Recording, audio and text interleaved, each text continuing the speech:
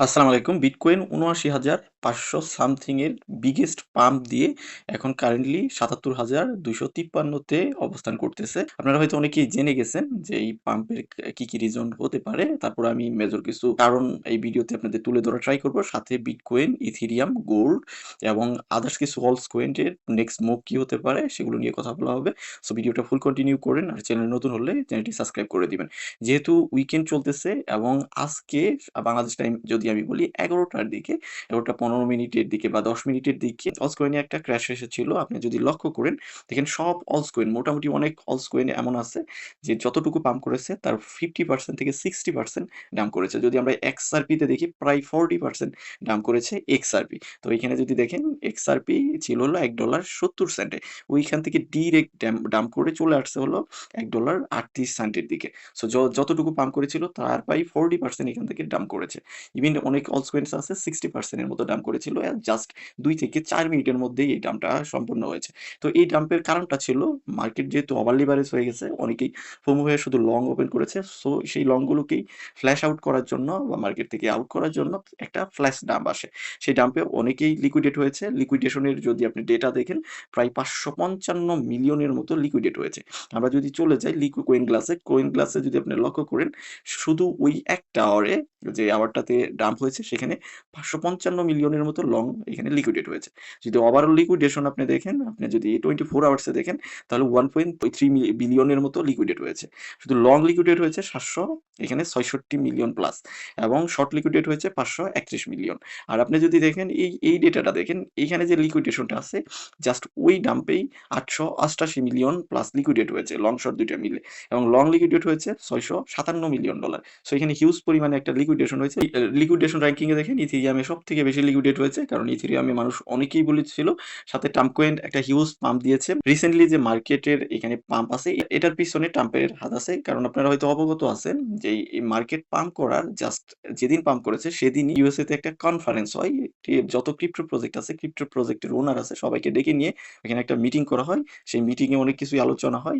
তারপরে থেকে মার্কেট আস্তে, আস্তে ওয়ার্মিং হওয়া শুরু করে এবং মার্কেট আস্তে, আস্তে তীব্র গতিতে পাম্প করা শুরু করে। এখানে আমার মনে হয় যে এটা একটা বিগেস্ট বুল রান স্ক্যাম হতে পারে। আমি পার্সোনালি নিজে এখনো FOMO না। কারণ মার্কেট কারেকশন ছাড়া কন্টিনিউয়াসলি পাম্প করা মানে এখানে যেকোনো টাইম ফ্ল্যাশ ডাম্প আসার পসিবিলিটি আছে।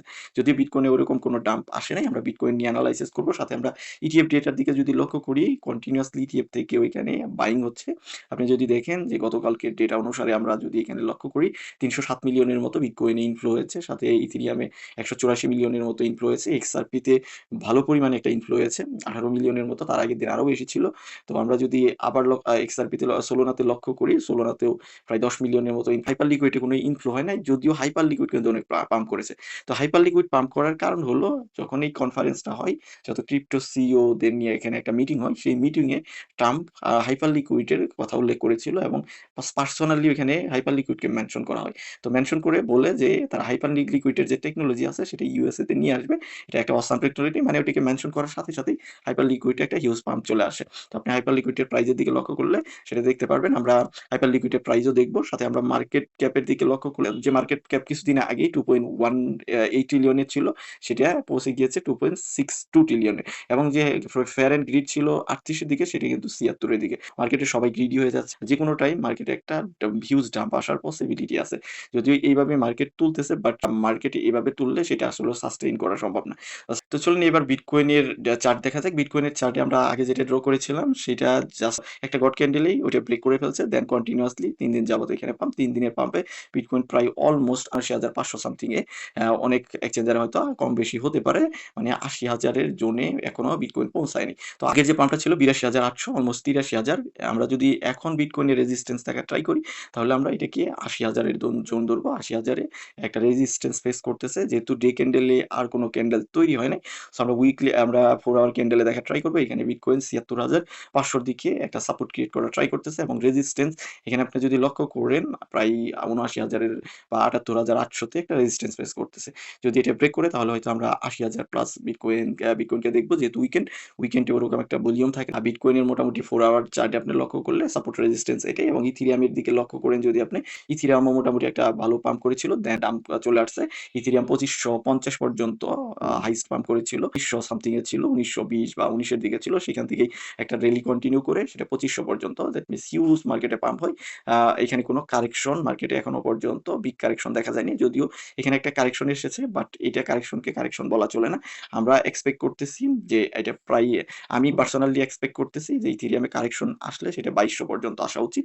তো এখানে যদি 4 আওয়ারে আপনি লক্ষ্য করেন, এখানে একটা সাপোর্ট ক্রিয়েট করার ট্রাই করতেছে ইথেরিয়াম, যেটা 2400 দিকে। 2400 যদি সাপোর্ট ধরে রাখে তাহলে আমরা হয়তো ইথেরিয়ামকে আবার 2500 দিকে দেখবো, 2520-30 এর দিকে দেখতে পারি। আমার মনে হয় না এটা কন্টিনিউ করতে পারবে, হয়তো নিচের দিকে আসার পসিবিলিটি আছে। তো আপনি কি মনে করেন সেটা অবশ্যই ভিডিওর কমেন্ট সেকশনে জানাবেন। গোল্ডের দিকে লক্ষ্য করলে ক্রিপ্টো মার্কেট পাম্পের আগে গোল্ড দিয়ে কিন্তু পাম্প শুরু হয়। সো গোল্ড আস্তে আস্তে পাম্প করে দেন পরবর্তীতে এটাকে ফলো করে বিটকয়েন পাম্প করে দেন আস্তে আস্তে অল্ট কয়েন গুলো পাম্প করা শুরু হয়। গোল্ড 4330 থেকে পাম্প করে চলে যায় প্রায় 4600 সামথিং পর্যন্ত। এখানে আপনি দেখতে পারতেছেন যে কারেকশন গোল্ডে আসতেছে। আমার মনে হয় গোল্ড আরো পাম্প করার পসিবিলিটি আছে। যেটা দেখা যাচ্ছে 4 আওয়ার চার্টে 4570 এর দিকে এখানে সাপোর্ট ক্রিয়েট করার ট্রাই করতেছে। যদিও সবগুলো রেড ক্যান্ডেল এটাকে সাপোর্ট হিসেবে বলা চলে না। যতক্ষণ না এখানে গ্রিন ক্যান্ডেল আসে ততক্ষণ আমরা এটাকে সাপোর্ট হিসেবে ধরবো না। তবে যদি আল্টিমেট সাপোর্ট আপনি ধরতেই চান তাহলে 4550 এর দিকে আপনি এটাকে ধরতে পারেন। যদি এটাকে হোল্ড করে তাহলে আমরা হয়তো গোল্ডে আরেকটা রেলি দেখতে পারি। অনেকেই প্রেডিক্ট করতেছে যে গোল্ড হয়তো আবার 5000 এর দিকে যেতে পারে। সবাই যেহেতু প্রেডিক্ট করতেছে হয়তো 5000 এর দিকে না গেলেও আমরা হয়তো 4800 4900 পর্যন্ত গোল্ডকে দেখার পসিবিলিটি আছে। হাইপার লিকুইড দেখি, হাইপার লিকুইডে মোটামুটি একটা ভালো কারেকশন এসেছে। যখন বিটকয়েনে যখন অন্যান্য অলস কয়েন গুলোতেও কারেকশন এসেছে তখন হাইপার লিকুইড 82 থেকে কারেকশন এসে সেটা 80 প্লাস বা 82 থেকে কারেকশন এসে 70 এর দিকে চলে আসছে, মানে $12 একটা ডাম্প। তো আমরা হাইপার লিকুইডেরও সাপোর্ট যদি ড্র করার ট্রাই করি, আমরা সাপোর্ট ধরবো সেটা 70 এর দিকে 70 জোনে। এবং এখানে যদি আপনি 4 আওয়ারে দেখেন, যেহেতু রেড ক্যান্ডেল, তো আমরা এগুলোকে সাপোর্ট হিসেবে ধরবো না। যদি 4 আওয়ারে ধরেন তাহলে আপনি $74 একটা সাপোর্ট ক্রিয়েট করার ট্রাই করেছে। সো এটাকে আমরা সাপোর্ট হিসেবে ধরবো। যদি এটা ব্রেক হয় তাহলে আমরা $70 সাপোর্ট ধরবো এবং আপার লেভেলে যাওয়ার পসিবিলিটি আমার কাছে মনে হয় কম। তো এই ছিল আমার নিজস্ব সাপোর্ট রেজিস্ট্যান্স এর আইডিয়া। বাইরেও যদি আপনার কোনো টোকেনের সাজেশন থাকে ভিডিওর কমেন্ট সেকশনে জানাইতে পারেন। সেগুলো নিয়ে আমরা পরবর্তীতে আপডেট দেওয়ার ট্রাই করব। তো আমার মনে হয় ওভারঅল যে থিংকিং, ক্রিপ্টো মার্কেট হয়তো একটু কারেকশনে আসার পসিবিলিটি আছে। যেহেতু উইকেন্ড, এই উইকেন্ডেও কারেকশনে আসতে পারে এবং এখানে কারেকশন আসলে সেটাকে আমরা হেলদি মুভ ধরবো। যদি এটাকে ধরে রাখতে পারে কারেকশনে এসে আবার মুভ করা শুরু করে, তাহলে আমরা সেখান থেকে পজিশন অ্যাডজাস্ট করার ট্রাই করব। আর এখানে যদি আপনি কোনো পজিশন নেন তাহলে হয়তো বেশিরভাগ আপনি ধরা খাওয়ার পসিবিলিটি আছে। না এখানে বোঝা যাচ্ছে আপ হবে, না বোঝা যাচ্ছে ডাউন হবে। সো একটা কারেকশন জরুরি। কারেকশনের জন্য ওয়েট করাটাই আমার মনে হয় বেটার হবে। তো ভিডিওটা এতটুকুই। দেখা হচ্ছে নেক্সট ভিডিওতে। সে পর্যন্ত আমাদের সাথেই